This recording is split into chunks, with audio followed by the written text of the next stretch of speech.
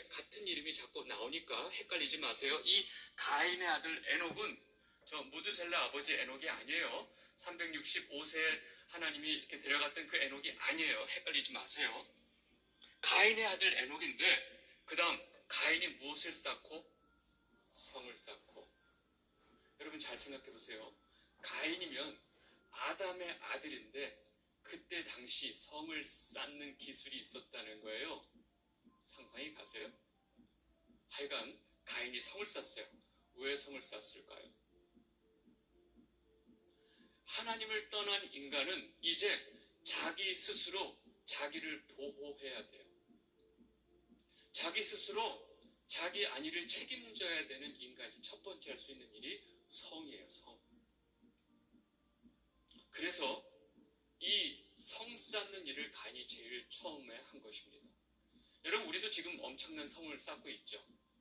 예, 엄청난 성을 쌓고 있어요. 왜? 나를 내가 지켜야 되니까. 근데 이게 누구의 습성이냐면 죄인의 습성이에요. 네. 이 가인의 자녀들을 좀 보도록 하겠습니다. 우리 한번 그 흐름을 좀 보려고 제가 이제 했는데 4장 18절 천천히 읽겠습니다. 시작.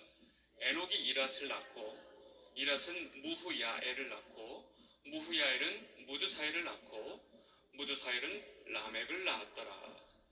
지금 이제 라멕이라고 하는 인물에 대해서 설명을 하려고 지금 가인 다음에 에녹, 이랏, 무야엘, 무드사엘, 라멕.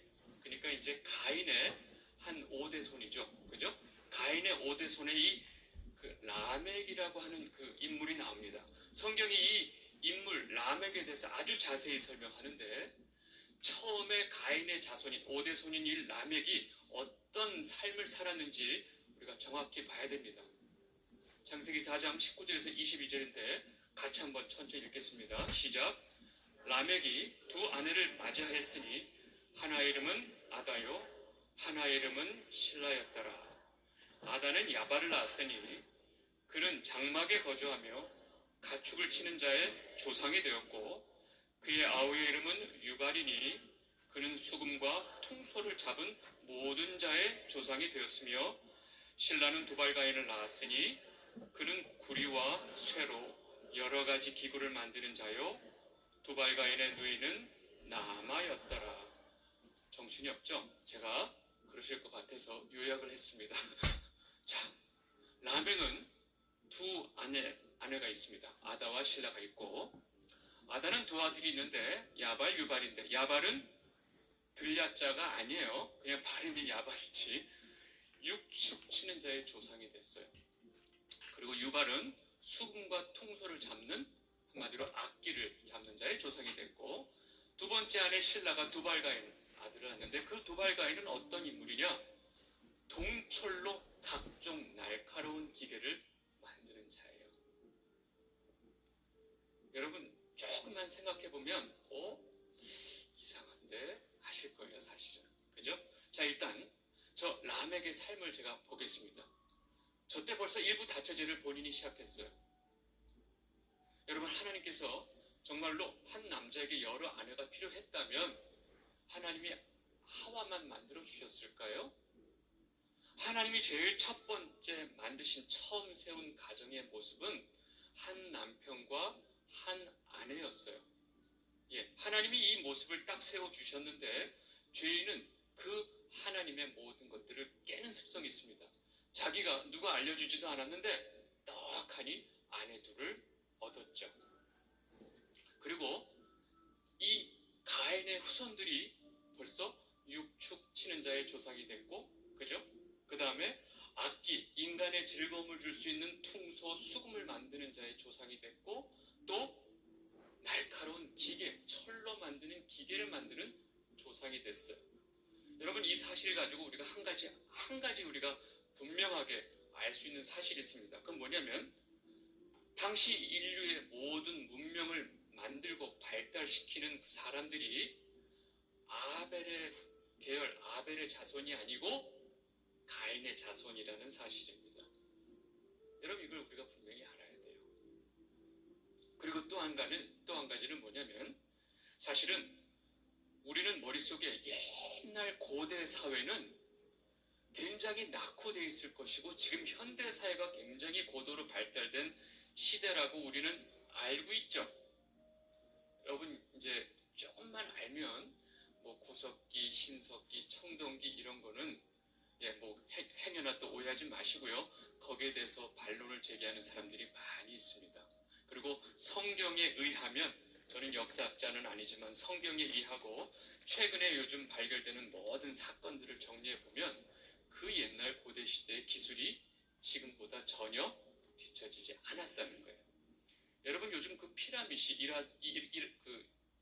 이집트에 있는 피라밋이 발전소였다는 거 요즘 거의 다 드러나고 있죠.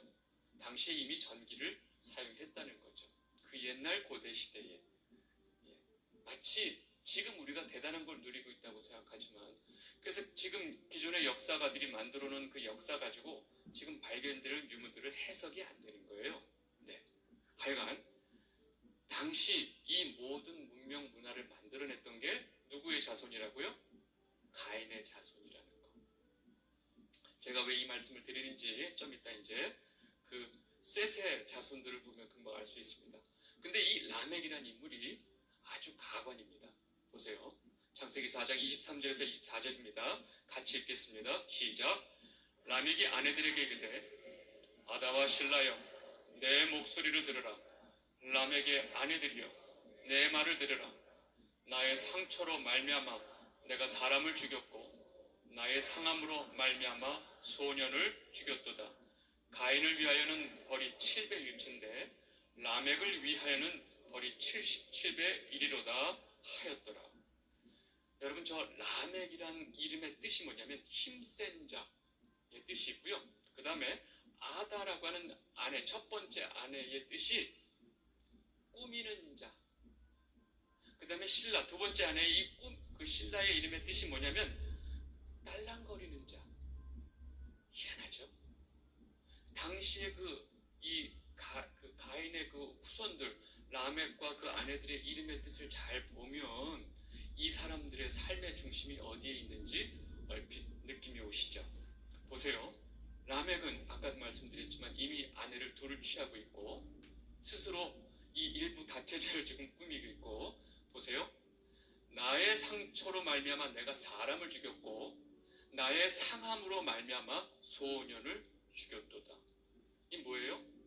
자기한테 조금만 상처를 입힌 그 대상을 자기는 가서 죽여버린다는 거예요.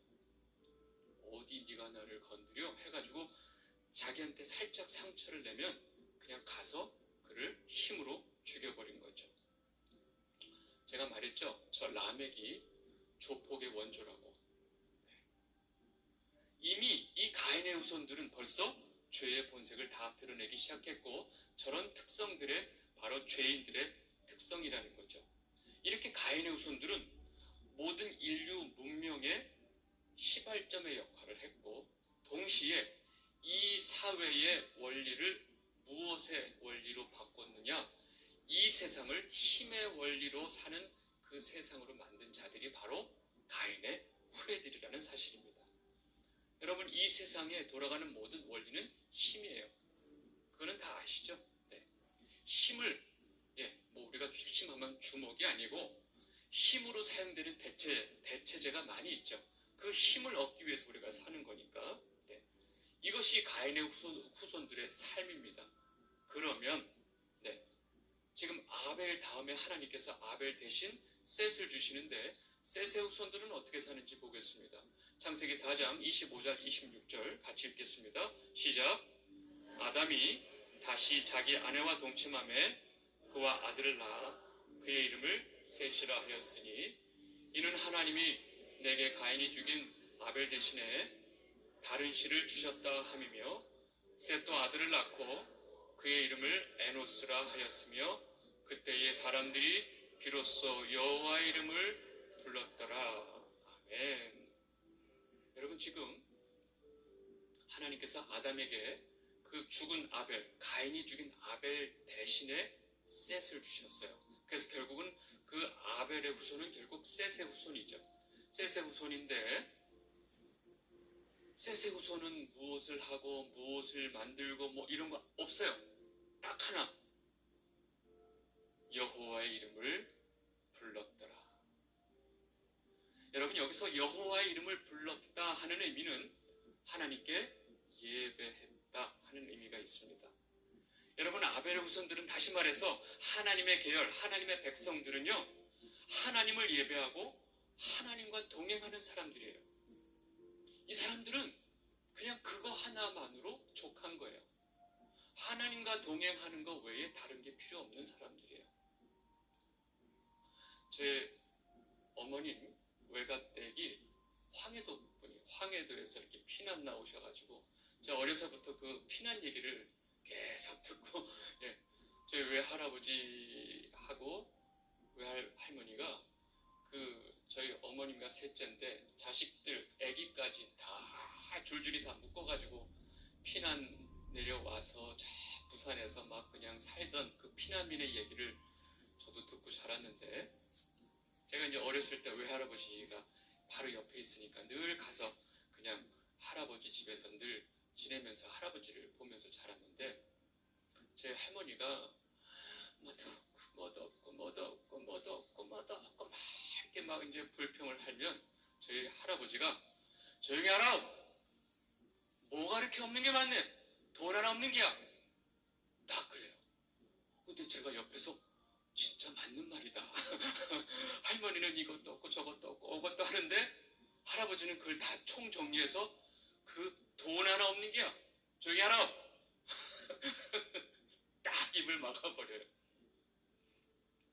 저는 어렸을 때니까 그 할아버지의 그 할머니 입을 막는 방법에 대해서 신기하다 하면서 들었던 기억이 나는데, 할아버지 말이 맞죠.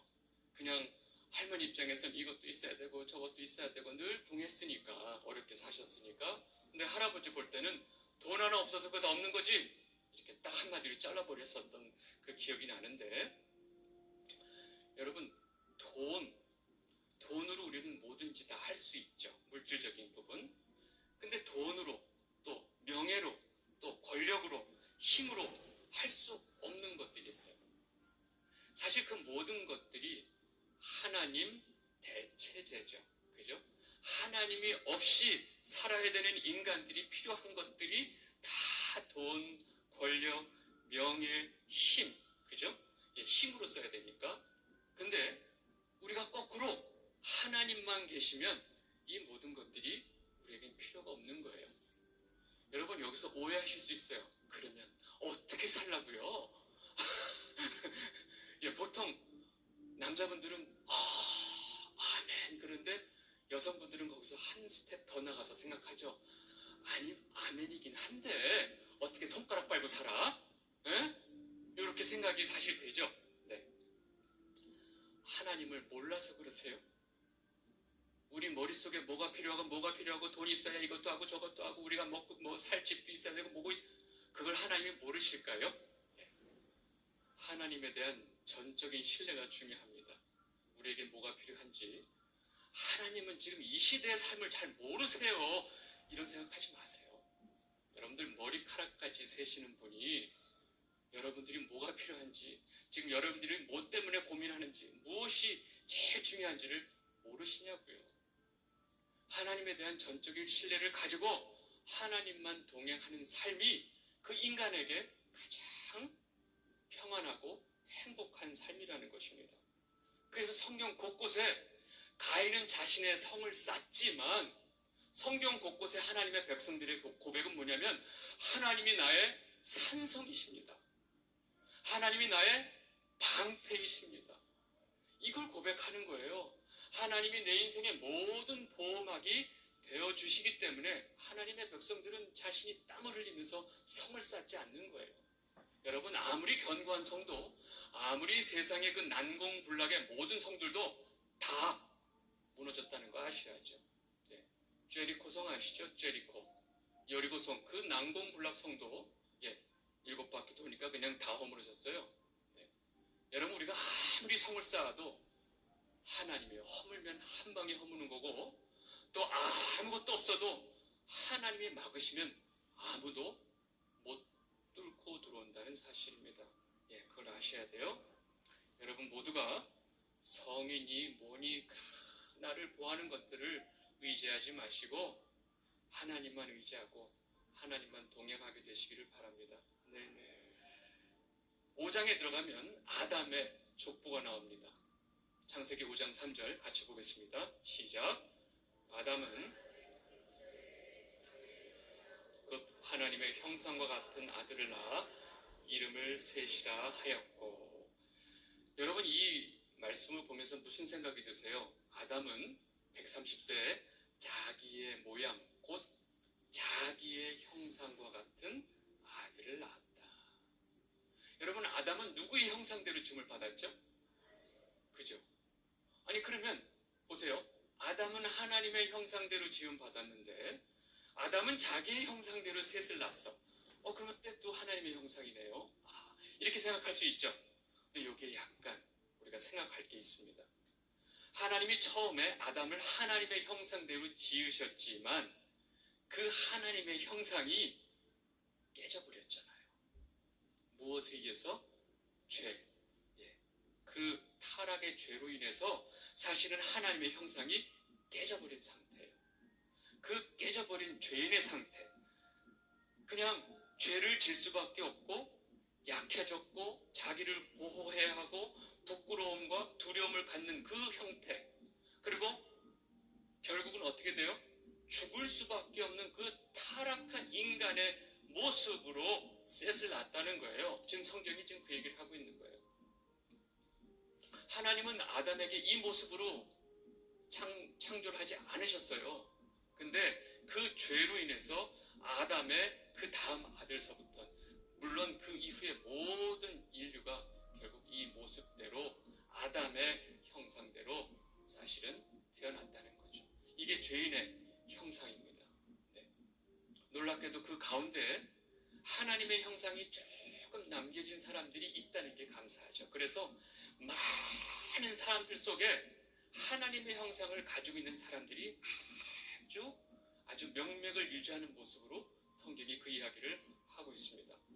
그래서 우리가 이 창세기에 이제 5장에 나오면 그 아담의 족보가 쭉 나옵니다. 아담, 셋, 에노스, 게난, 마하랄렐, 야렛, 에녹까지 오는데 이 산 연수를 보니까 아담이 930세, 셋이 912세, 에노스가 905세, 게난이 910세, 마하랄렐이 895세, 야렛이 962세.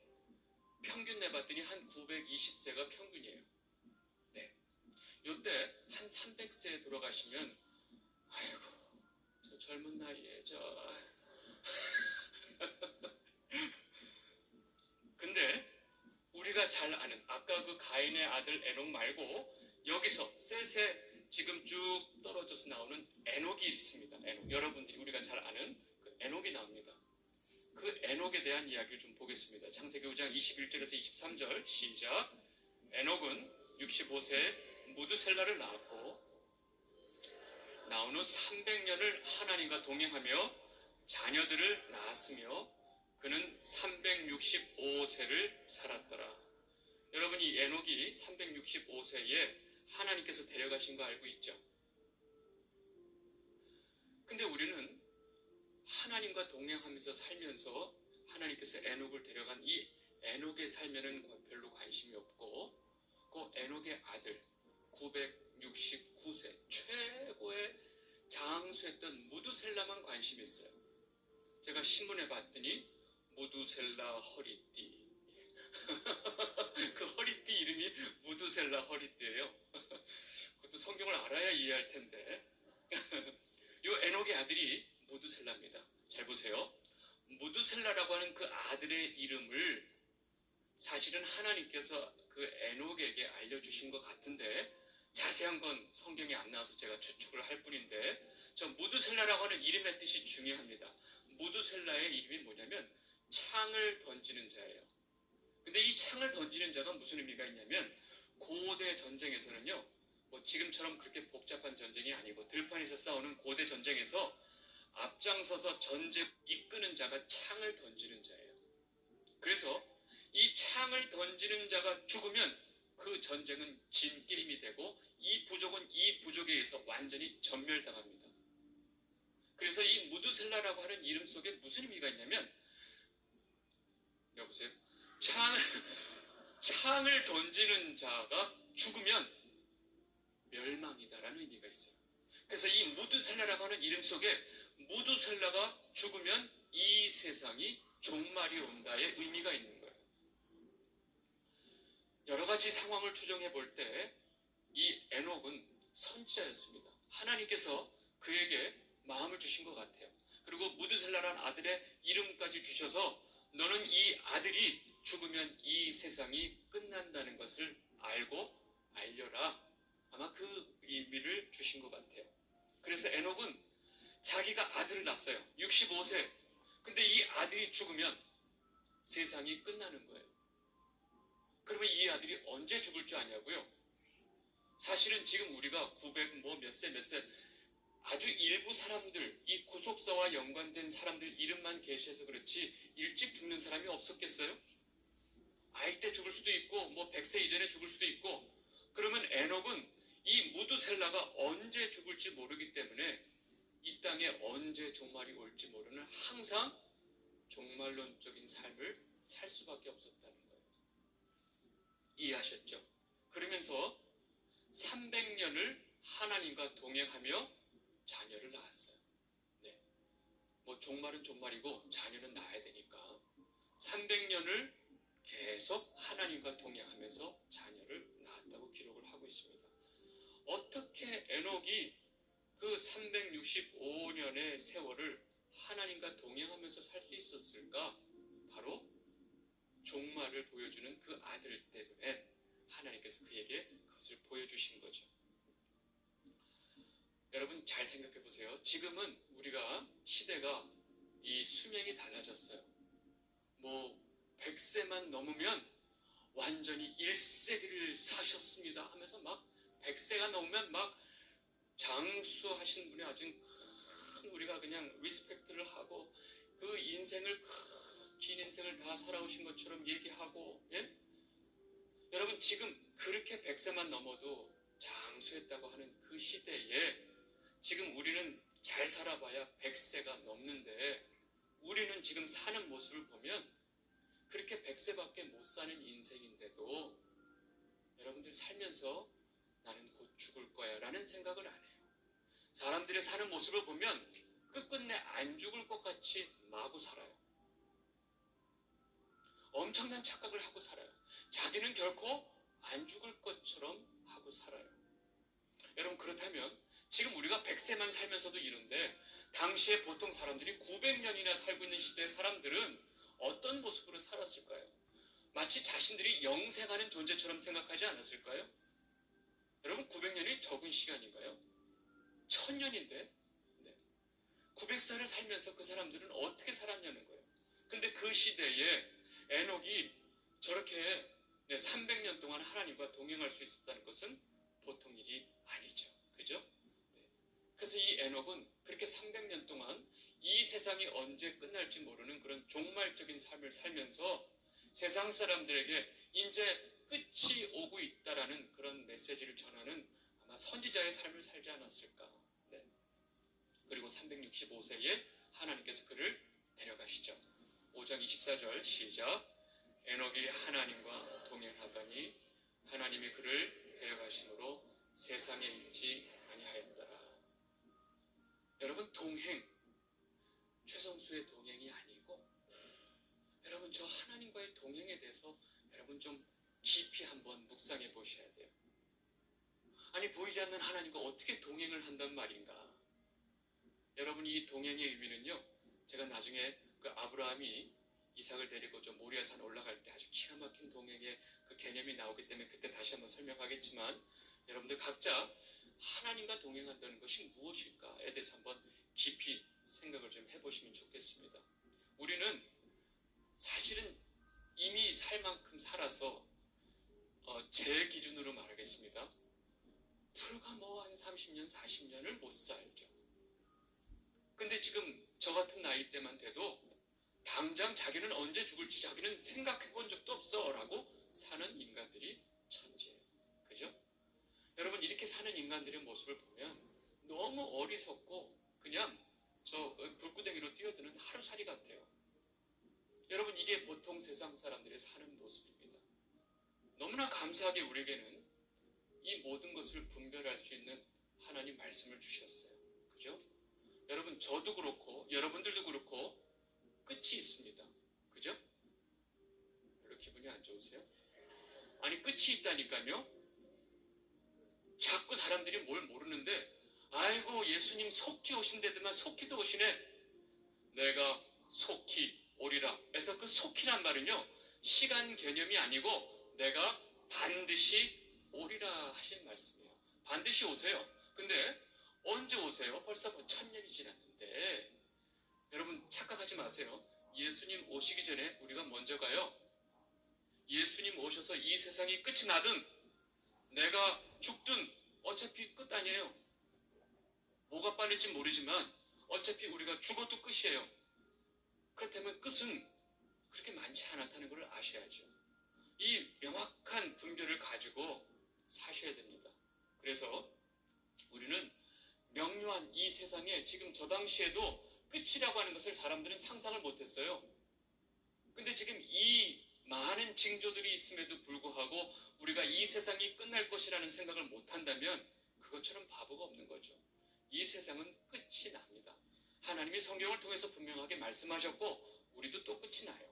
그래서 우리는 에녹과 같이 저와 여러분들 모두가 하나님과 남은 인생은 동행하는 삶이 되시기를 바랍니다.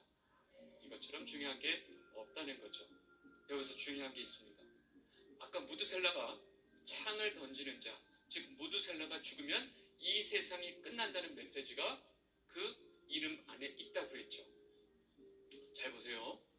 무드셀라가 라멕을 몇 세에 낳았죠? 187세에 라멕을 낳습니다. 그 다음에 이제 780년을 또 자녀를 낳으면서 살았고 결국 969세를 살고 죽었더라. 저 숫자가 사실은 인류 역사상 969세의 최고의 장수의 나이인데, 그 다음 보세요. 아까 그 라멕을 무드셀라가 187세에 낳았다고 그랬죠? 근데 라멕이 아들 낳습니다. 자, 라멕이 읽어보겠습니다. 시작. 라멕은 182세에 아들을 낳고 이름을 노아라 하여 이르되 여호와께서 땅을 저주하심으로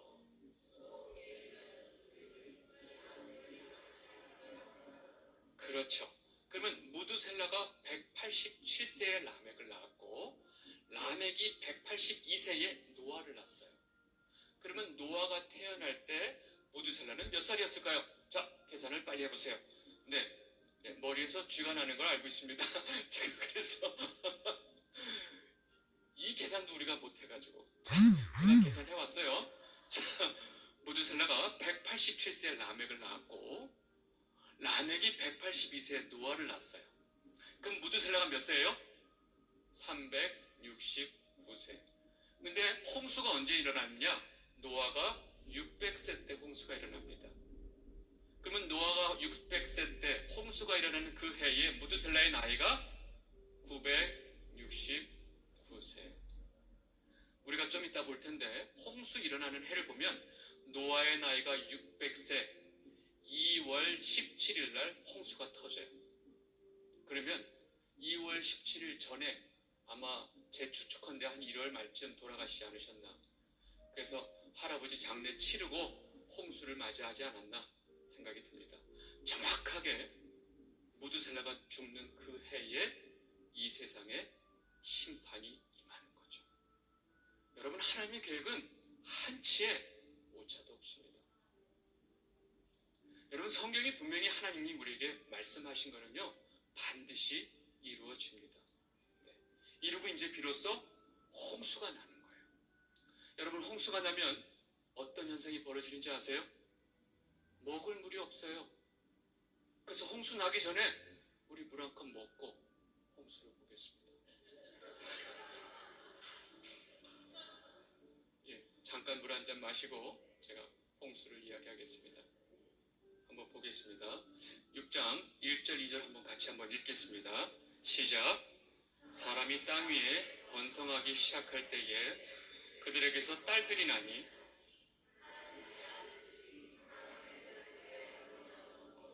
자기들이 좋아하는 모든 여자를 아내로 삼는지라. 제가 왜 이거를 이렇게 읽냐면 그냥 넘어갈까 하다가 자꾸 이거 궁금해하시는 분들이 있고 질문하시는 분들이 많이 있어요. 여러분 창세기를 볼 때 제가 처음 이 창세기 전체 책 하나가 커버하는 기간이 한 2000년이 넘는다고 그랬죠. 그리고 창세기에 언급되는 인물들은 정말로 이 구속사와 연관된 아주 특정한 한 사람 그 이름들만 소개하고 있어요.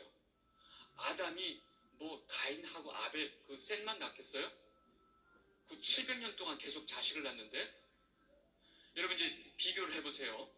야곱 한 사람이 고센 땅에 들어올 때 자식이 몇 명이었어요? 12. 예, 12이고 네, 야곱은 147세밖에 못 살았어요. 그죠? 그리고 자식이 12밖에 안 되고 야곱은 147세에 죽었는데 그 이후에 시간이 흘러서 420년 정도 지났을 때 그 70명의 이 식구들이 250만 명의 어마어마한 민족이 됐죠. 근데 보세요.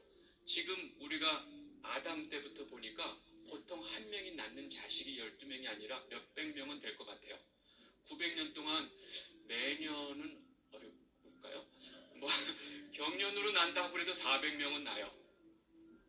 400명이 낳는 자식이 또 계속 자식을 낳고 그 자식이 자식을 낳으면 이 인구의 이 증가 속도는요. 쥐새끼도 상상을 못할 정도예요. 상상을 초월하는 인구가 순식간에 늘어난다는 거예요. 저 시대에. 그리고 노아 홍수 이전에 이 대륙은요. 지금 우리가 보는 그런 세계 지도가 아니에요. 그거 다 이렇게 떨어져 있는 거 보이시죠? 그거 갖다 붙여 있는 한 큰 대륙이라고 보시면 되고 어마어마한 인구가 살았어요. 그러니까 불과 한 100년, 200년만 지나도 이 세계에 퍼져 있는 인구가 어마어마하다는 거죠. 우리가 그것을 자꾸 놓치고 있어요. 그래서 어디서 딸들이 났어? 뭐 이런 바가 같은 질문을 하는데 보세요. 그냥 저기서 하나님의 아들들은요.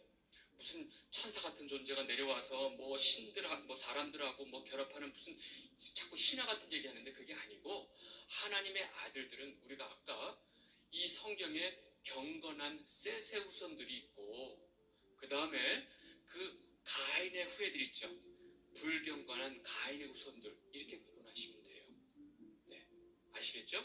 그래서 저걸 뭐 하나님의 아들이 어디서 딸들이 나서 뭐 결혼을 했냐 이 성경에 대해서 조금만 이해하면 이런 질문이 없습니다. 혹시나 여러분들 이 궁금증을 가지고 계신 분이 없겠지만 읽어야 뭐 질문도 생기고 그럴 텐데 하여간 없을 것 같지만 그래도 혹시나 나중에 읽다가 또 생길 것 같아서 제가 말씀을 드리게 됩니다. 근데 놀라운 건 딸들하고 섞이게 되면 어떻게 돼요? 하나님이 이스라엘 백성들이 이방 여인들과 절대 혼을 하지 말라고 그러죠. 왜요? 이방 여인들하고 섞이게 되면 이 이방 여인들이 하나님 백성이 돼요? 아니요. 이 이방 민족으로 그대로 다 흡수가 돼버리죠. 그죠? 지금 이 이야기가 왜 나오냐면 하나님의 아들들이 이 가인의 후손들 여자들과 섞이게 되면서 결국 그나마 하나님의 자손들이 타락했다는 거죠. 그래서 온 세상이 어떻게 돼요? 죄과 관영하는 세상이 되는 거죠. 바로 그 다음 연결되는 이야기가 바로 이겁니다. 6장 5절에서 6절 같이 읽겠습니다. 시작. 여호와께서 사람의 죄악이 세상에 가득함과 그의 마음으로 생각하는 모든 계획이 항상 악할 뿐임을 보시고 땅에 사람 지으셨음을 한탄하사 마음에 근심하시고 세상 어디에도 그 처음에는 하나님 이름을 부르더만 이젠 세상 어디에도 그 많은 인간들 중에 하나님 이름을 부르는 자가 없다는 거예요. 그리고 인간들 사는 모습이 차라리 짐승들은 질서가 있는데 인간들은 질서가 없어요. 오로지 자기 욕심을 채우기 위해서 미친 듯이 사람을 죽이면서 살아가는 그 모습이 너무나 처절한 거죠. 여러분 우리가 모든 인간들이 이 죄악 외에 어떤 생각도 하지 못하고 살고 있다고 하는 그 세계를 우리가 어떻게 상상하느냐? 그냥 지금을 생각하시면 돼요. 뭘 어렵게 생각해요. 지금 우리 사는 모습을 보면 금방 알 수 있죠. 모든 사람들 머릿속에 온통 뭐예요? 악밖에 없다는 거예요. 여러분 여기서 악이라고 하는 것을 사회 도덕적인 개념으로 이해하시면 안 돼요. 내가 저 사람을 뺏어서 때려서 이런 게 아니고 온통 무엇 나만을 위해서 살아가는 인생들, 그것이 악하다는 거죠. 그리고 하나님을 모르고 살아가는 세상 사람들의 모습이 어떤 시대든지 다 똑같다는 거죠. 그렇다면 저 시대에 어떻게 노아는 하나님께 의롭다 여김을 받았을까? 어떻게? 이게 중요해요. 아니 저렇게 온 세상의 모든 사람들이 생각이 악한데 노아는 도대체 뭐가 달라서 하나님께 의롭고 완전하다고 평가를 받았을까?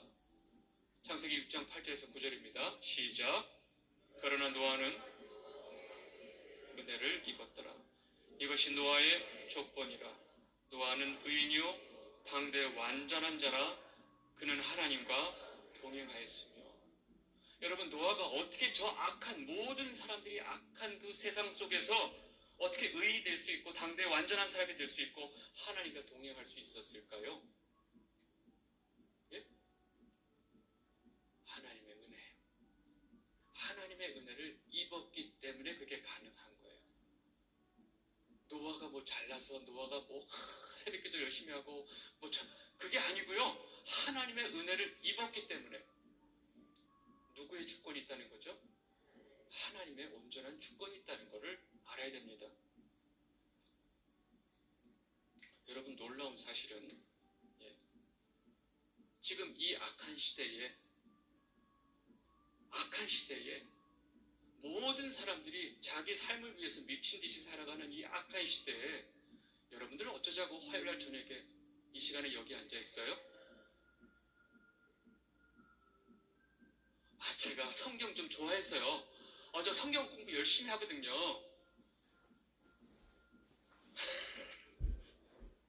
아니에요. 우리가 이 자리에 있는 것은 딱 하나예요. 하나님의 은혜로. 하나님의 은혜로 우리가 이 자리에 있을 수 있습니다. 여러분 그래서 우리가 그 하나님의 입은 그 은혜 때문에 우리가 이 자리에 있다는 것을 감사하게 했으면 좋겠고 그 은혜가 얼마나 큰 은혜인지 아셨으면 좋겠어요. 여러분 그 은혜가 나중에 어떤 결과가 나느냐, 사느냐 죽느냐로 결정이 납니다. 결국 심판이 나죠. 어떻게 심판이 나느냐? 창세기 7장 11절에서 12절입니다. 같이 읽겠습니다. 시작. 노아가 600세 되던 해 둘째 날 곧 그달 11의 날이라. 그날에 큰 기품의 샘이 터지며 하늘의 창문들이 열려 40주야를 비가 땅에 쏟아졌더라. 정확하게 나오죠. 600세 되던 해 둘째 달 2월 11의 날 2월 17일. 근데 기품의 샘이 터졌고 하늘의 창문들이 열려서 40주야를 비가 땅에 쏟아졌으니까 처음에 궁창, 하늘 위의 궁창과 하늘 아래 궁창이 있었죠. 그 궁창을 나누셨죠. 그러니까 궁창, 이 스카이, 헤븐이 아니고 스카이 위에 물층이 있었다는 거예요. 이게 쏟아져 내려온 거죠. 그러니까 모든 산이 덮일 정도로 이 물이 차진 거죠. 정확하게 노아가 600세 되던 해 2월 17일 날 홍수가 터집니다. 여러분 무드셀라를 통해서 즉 에녹에 의해서 이 세상에 지금 저 세상에 이미 곧 세상이 멸망할 것이라는 예고는 계속 선포되어졌어요. 또 하나 노아가 방주를 짓는 기간이 120년이었거든요. 120년 동안 야 너 좀 뭐하는 거야? 하나님이 곧 이 땅에 비를 내리셔서 홍수로 이 세상을 멸하실 거야. 그래서 지금 나에게 방주를 지라고 하셨어. 그 어마어마한 방주를 짓고 있는 모습이 모든 사람들에게 소문이 났을 거고 이것이 곧 세상의 멸망과 연결된다는 것을 세상 사람들에게 계속 하나님은 경고를 하신 거예요. 밑도 끝도 없이 그냥 비를 내려서 확 죽여버린 게 아니고 오랜 기간 동안 하나님은 경고를 하셨어요. 그런데 사람들은 절대로 깨닫지 못하고 오히려 말도 안 되는 방주를 짓고 있는 노아를 조롱했죠. 사실 그때까지 모든 사람들이, 세상의 모든 사람들이 비라는 걸 몰랐어요. 저 시대까지 비가 없었어요. 왜요? 하늘에 물줄기 있고 아래에 물이 있으니까 이 공기 중에 수분이 항상 적정한 수분을 유지하고 있었어요. 네. 근데 비도 모르는 사람들이 홍수가 나서 이 세상이 멸망한다고 하니까 그 말 자체를 이해를 못했죠. 노아는 했을까요? 노아도 못했어요. 그래서 이 홍수에 의해서 하나님께서 이미 워닝 사인을 계속 줬음에도 불구하고 결국 인간들은 그것을 거부했고 자신들의 죄악의 길로 갔던 거죠. 결국 하나님의 말씀대로 홍수가 터지고 높은 산들까지 다 잠기게 되면서 이 지면에 있는 모든 호흡하는 모든 생명체가 다 죽습니다. 창세기 7장 23절 시작. 지면의 모든 생물을 쓸어버리시니 곧 사람과 가축과 기는 것과 공중의 새까지라. 이들은 땅에서 쓸어버림을 당하였을 때 오직 노아와 그와 함께 방주에 있던 자들만 남았더라. 여러분, 이것이 하나님과 동행하고 동행하지 않는 차이고 하나님의 은혜를 입은 자와 은혜를 입지 않은 자의 차이라는 거죠. 결과는 너무나 어마어마합니다. 그러니까 온 세상이 산 봉우리까지 물에 다 잠겨서 그 순간에 물밖에 보이는 게 없어요. 여러분, 이 상황을 잘 기억해 보세요. 언제 이 상황이었죠? 온 천지에 물밖에 없는 그 상황. 제가 힌트를 드릴게요. 혼돈, 공허, 흑암. 기억나세요? 하나님의 창조가 일어나기 바로 직전의 상황으로 다시 되돌아간 거예요. 창조 이전에 혼돈, 공허, 흑암의 상태로 다시 돌아간 거예요. 이것을 역창조라고 합니다. 하나님이 만들어내신 모든 창조를 다 돌린 거예요. 그걸 역창조라고 그래요. 역창조란 말 이해하셨죠? 창조의 반대 방향으로. 여러분, 놀라운 건 하나님의 심판은 이렇게 역창조의 과정을 반드시 거칩니다. 이 역창조의 과정을 겪고 이 과정을 통해서 하나님의 나라를 새롭게 하시기 위한, 세상을 다시 새롭게 하기 위한 방법으로 하나님은 반드시 창조, 역창조, 새 창조의 과정을 겪으신다는 거죠. 여러분, 이건 성경 전체가 이야기하고 있는 내용이기 때문에 제가 먼저 말씀을 드려요. 창조, 역창조, 새 창조. 이것이 하나님의 나라를 이루어 가시는 방법입니다. 여러분, 이게 왜 중요하냐면요. 이 전체적인 성경 역사 속에서도 이 창조와 새 창조와 역창조와 새 창조의 과정이 진행되지만 우리 한 개인 한 생명 하나님의 백성들이 하나님의 나라가 되는 과정에도 똑같이 이 역창조의 과정이 있다는 거예요. 우리가 하나님 알고 예수 그리스도 믿으면 다 끝나고 복받고 잘 살면 될 것 같지만 여러분, 우리는 죄덩어리였기 때문에 우리를 하나님께서 하나님의 백성으로 만드는 창조가 있었다면 반드시 우리가 삶 가운데 뭐가 있어요? 역창조의 과정이 있다는 거예요. 왜요? 우리 안에 너무나 더러운 죄덩어리들이 그대로 있기 때문에 하나님이 이 죄들을 다 박살내기 위해서 이 사람 안에서 역창조, 하나님의 심판이 일어납니다.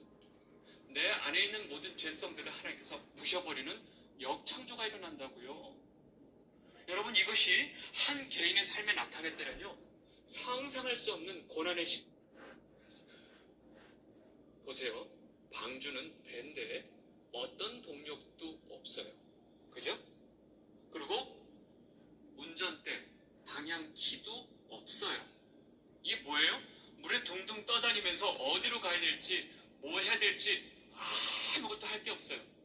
오로지 그 배 안에서 하나님이 이 배를, 방주를 어디로 끌고 가시는지 그냥 순종할 수밖에 없는 상황이 방주예요. 100% 온전히 하나님이 이끄시는 대로 움직이고 하나님의 하나님만 의지할 수밖에 없는 이 상황. 여러분, 이것을 지금 우리의 삶의 현실로 바꾸면 아무것도 할 수 있는 힘이 없고 내가 뭔가를 어떻게 해야 될지도 아무것도 모르는 상황. 제가 할 수 있는 게 아무것도 없어요. 이것 때문에 내가 내 언약을 너희와 너희 후손과 너희와 함께한 모든 생물, 곧 너희와 함께한 새와 가축과 땅의 모든 생물에게 세우리니 광주에서 나온 모든 것, 곧 땅의 모든 짐승에게니라. 아멘. 지금 하나님께서 언약하는, 즉 이 계약을 맺는 계약 대상을 잘 보셔야 돼요. 내가 내 언약을 너희와 그 다음에 너희 후손. 제가 왜 이 얘기를 하냐면 지금 저 노아의 후손은 우리가 포함되어 있다는 거예요. 지금 저 계약상에 우리가 포함되어 있어요. 할렐루야. 예, 이 굉장히 중요해요. 저 계약에 우리가 포함되어 있다니까요. 우리가 노아의 후손이잖아요. 저는 아닌데요. 그럼 여기 있을 수가 없는데. 보세요. 너희와 너희 후손과 너희와 함께한 모든 생물, 온 피조물과 하나님께서 다 계약을 맺으신 거예요. 네. 그리고 그 언약 내용이 뭐냐? 계약 내용이 뭐냐? 9장 11절 13절 같이 보겠습니다. 시작. 내가 너희와 언약을 세우리니 다시는 모든 생물을 홍수로 멸하지 아니할 것이라. 땅을 멸할 홍수가 다시 있지 아니하리라. 하나님이 이르시되 내가 나와 너희와 및 너희와 함께하는 모든 생물 사이에 대대로 영원히 세우는 언약의 증거는 이것이니라. 내가 내 무지개를 구름 속에 두었으니 이것이 나와 세상 사이의 언약 증거니라. 아멘. 여러분, 아주 분명하게 하나님께서는 노아의 그 가족들과 노아의 후손들과 온 세상의 피조물과 언약을 맺으셨어요. 그리고 그 영원히 세우는 언약의 증거가 바로 내 무지개를 구름 속에 두었나니. 그죠? 그 언약의 내용이 뭐예요? 다시는 내가 이 땅을 홍수로 심판하지 않겠다. 그래서 두 번째 멸망할 때는 불로 심판하시죠. 할렐루야. 약속은 지킨 거예요. 절대로 불로 안 해요. 이제 불로 하시겠죠. 다른 방법으로 하시겠죠. 네. 여러분, 이 모든 민족의 설화들 중에 홍수 설화가 다 있어요. 하나님을 믿는 민족이건 안 믿는 민족이건 모든 민족의 그 설화들의 홍수 설화가 있죠. 있을 수밖에 없죠. 여기서부터 다 인류가 쪼개져 나왔으니까. 그런데 저 언약이 자손들에게 계속 전달이 됐겠죠. 요즘은 아버지가 옛날 이야기를 하다가 100세가 안 돼서 돌아가시잖아요. 근데 저 때는 몇백 년을 살면서 계속 얘기하니까 어떤 것보다도 명확하게 전달이 되겠죠. 네, 아버지가 저 무지개 언약을 자식한테 한 수만 번, 수천 번, 수십만 번을 얘기하니까 각인이 돼서 자식들에게 아주 명료하게 전달이 됐을 거예요. 그래서 이 무지개를 보면서 모든 사람들이 하나님의 언약을 떠올렸던 겁니다. 놀랍게도 이 하나님의 언약을 이렇게 어게인스트하는, 대항하는 인물이 나오죠. 그게 바로 뭐냐면 니므롯이에요. 니므롯이 이건 우리 다음 주에 볼 내용인데 제가 요 얘기까지만 하고 오늘 정리할 거예요. 니므롯이 뭘 세우느냐? 바벨탑을 세웁니다. 근데 바벨탑을 세우는 모습을 잠깐 보겠습니다. 창세기 11장 3절 보겠습니다. 시작.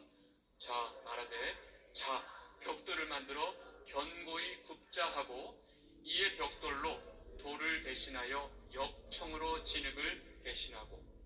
여러분, 당시에 벽돌이라고 하는 것을 여러분들 좀 아시면 건축 기술에서 이 벽돌이 벌써 저 고대 시대에 이미 있었다는 건 사실 놀라운 일이에요. 그리고 벽돌과 벽돌 사이를 진흙으로 발라서 건축 기술을 했는데 저 니므롯이 사람들에게 뭐냐면 우리는 진흙을 쓰지 않고 역청을 쓸 것이다 그래요.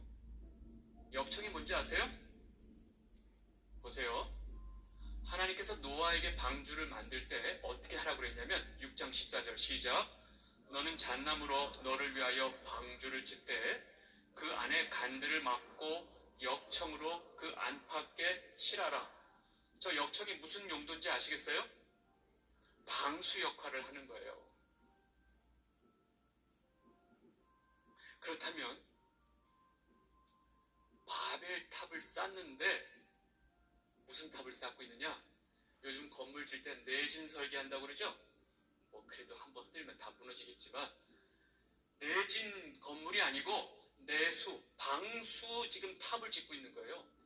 저 니무롯이 바벨탑이 방수탑을 짓고 있는 거예요. 왜? 또다시 저 신이 우리를 홍수로 멸할지도 모르니까 우리가 거기에 대비해서 방수로 탑을 짓자 하는 거예요.